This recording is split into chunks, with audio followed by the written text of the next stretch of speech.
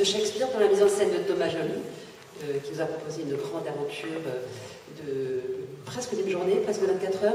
Donc c'est une coproduction du Théâtre National de Bretagne, du Festival d'Avignon et de l'Odéon Théâtre de l'Europe.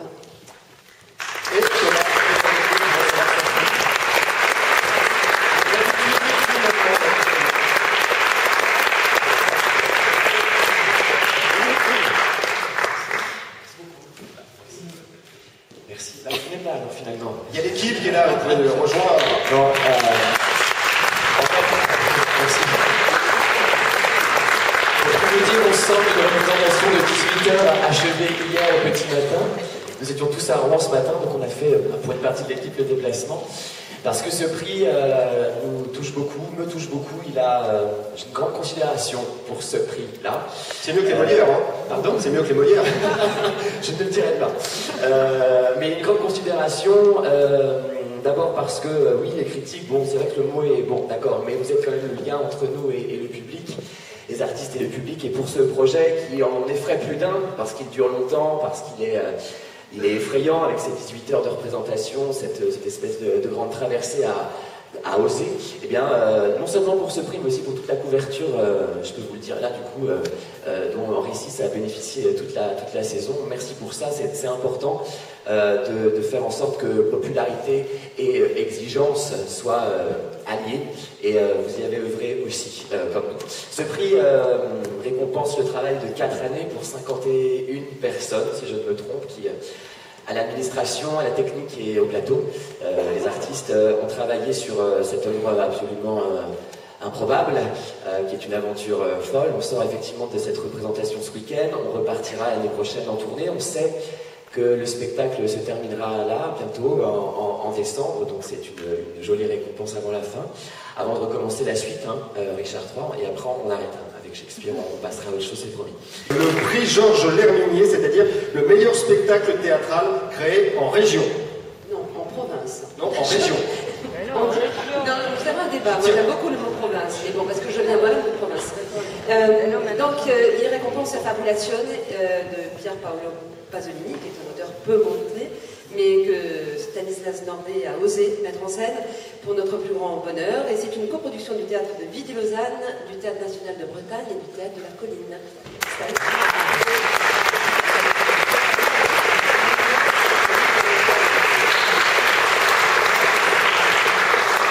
Donc c'est créé en région, en province, mais en fait à Lausanne. Donc peut-être juste dire, remercier plus particulièrement Stéphane Braunschweig qui m'a poussé à revenir à Pasolini, et puis remercier François Le Pilouet, Stéphane Braunschweig, Vincent Baudrier, qui sont des directeurs de théâtre qui prennent des risques, qui mettent sur leur grande scène des textes contemporains, des textes difficiles. Pasolini, au début d'Affabulation, dit que ce texte est un texte facile pour les rares lecteurs de poésie, difficile pour une société qui vit le pire moment de son histoire. Donc voilà, il faut dire que ces textes-là ne sont pas faciles à produire, voilà, même pour une compagnie comme la mienne. Arnaud Meunier aussi était de l'aventure. Donc voilà, que pour moi c'est important de continuer à mettre en scène sur les grands plateaux des textes difficiles ou ardus, ou en tout cas qui permettent au public d'être dans un espace non pas simplement de divertissement mais de réflexion, de pouvoir grandir avec nous. Et je suis très heureux de recevoir ce prix que j'ai déjà reçu, et c'est toujours un plaisir. La prochaine fois je suis partant aussi. Merci beaucoup. Merci Stanislas. Spectacle étranger à présent. Alors, le prix est décerné à la Cerisay de Tchekhov, mise en scène par Lev Dodin, qui est produit en France par le festival Standard Idéal, MC 93, au Montfort Théâtre. Et c'est Patrick Sommier. C'est Patrick Sommier. Patrick Sommier, le directeur.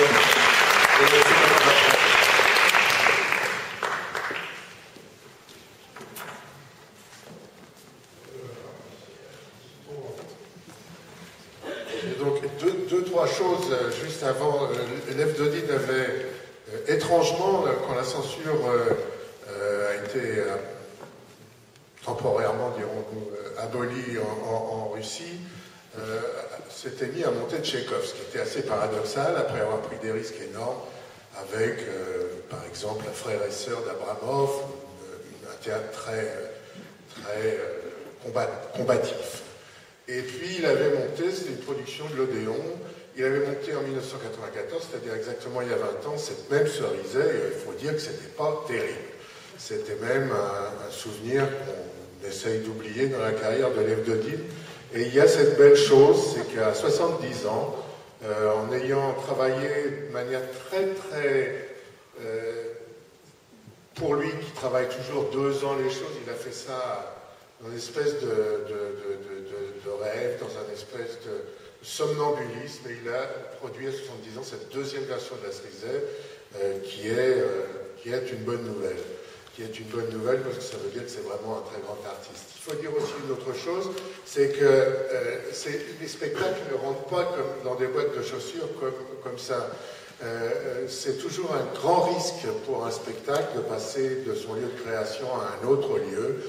Et il fallait pour cela une salle qui soit proche de celle de la création, qui est le Théâtre Mali de Saint-Pétersbourg, petite salle, toute ramassée sur elle-même, de 450 places, et nous avons été accueillis magnifiquement au Théâtre Montfort que dirige Stéphane Ricordel et Laurence Margaïaès, que je remercie infiniment. Voilà un petit mot de Lev.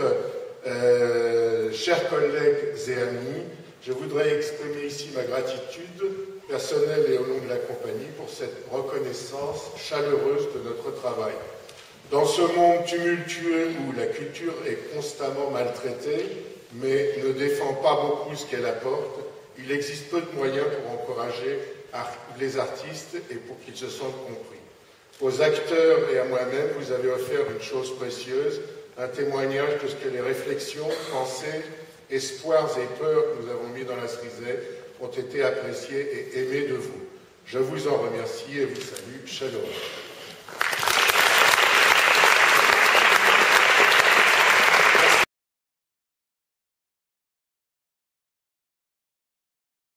Pour le Théâtre du Soleil des 50 premières années, chez Actes Sud.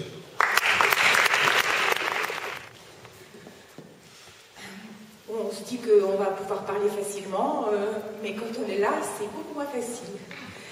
Alors je vous remercie beaucoup d'avoir appelé ce prix qui comme tout le monde, me touche beaucoup et qui me touche d'autant plus que j'en ai reçu un il y a 25 ans. Il y a 25 ans, j'ai reçu ce même prix pour mon travail, mon ouvrage sur Vsevolod Meyerold. Et je trouve qu'il y a un lien entre ces deux ouvrages. Et je vous remercie beaucoup de les avoir distingués parce que pour mon parcours de chercheuse sur le théâtre, c'est deux ouvrages extrêmement importants. Je les considère vraiment comme, pour moi, des étapes fondamentales. Alors, voilà, ça me touche beaucoup pour ça. Et puis, ce que je voudrais dire aussi, et je crois que beaucoup de gens qui sont passés avant moi l'ont dit, je voudrais insister sur cet aspect collectif. Bon, j'ai écrit un livre, je suis l'auteur de ce livre, j'ai écrit d'autres livres qui sont des ouvrages, collectifs. Mais là, je l'ai écrit toute seule, ce livre, enfin, je le signe toute seule. Mais en même temps, je pense qu'aucun livre sur le théâtre ne peut s'écrire sans les autres. Parce que de toute façon le théâtre est un art collectif et derrière tout le travail que nous faisons, nous les chercheurs sur le théâtre, il y a énormément de voix. Il y a ces voix que nous retrouvons dans les archives et que nous essayons de ressusciter. Il y a ces voix que nous interrogeons, des vivants que nous côtoyons et qui font de si beaux spectacles qui nous aident à vivre. Et donc derrière ce livre-là, derrière le Théâtre du Soleil, les 50 premières années, il y a aussi des voix donc des différentes, je dirais, équipes qui se sont succédées au Théâtre du Soleil. Il y a des voix des gens de la première équipe, Jean-Claude Pachna, Sophie Moscoso. Il y a des gens de l'équipe d'aujourd'hui comme Duccio, Bellucci Vanuccini. Il y en a certains qui sont ici, je les remercie beaucoup. Et il y a bien sûr aussi la voix d'Ariane Nouchkine, qui n'est pas avec nous, mais on lui fait un petit clin d'œil, elle est à Rio de Janeiro. Alors, remercie à toutes ces voix qui nous accompagnent, les chercheurs, quand nous faisons nos ouvrages sur le théâtre. Et puis bien sûr, merci aux éditions Actes Sud qui ont permis la naissance et l'accouchement de ce livre.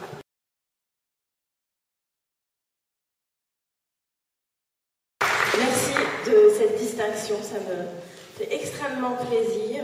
On a toujours un petit peu peur de vous, donc recevoir un prix de votre part, c'est formidable.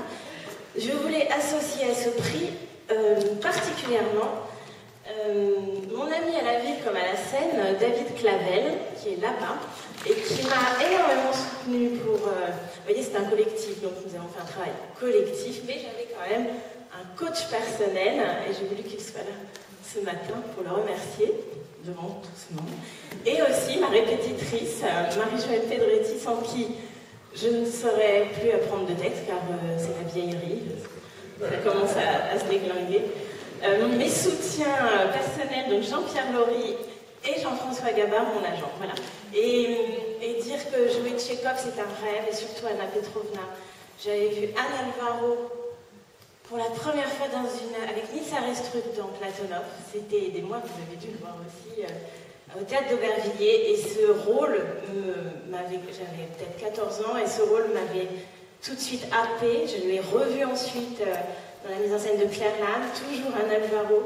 Et j'avais très peur de passer après Anne Alvaro, mais voilà, j'ai bien fait de ne pas avoir trop peur et de me lancer dans ce rôle merveilleux et de cette équipe formidable. Et ben voilà, merci.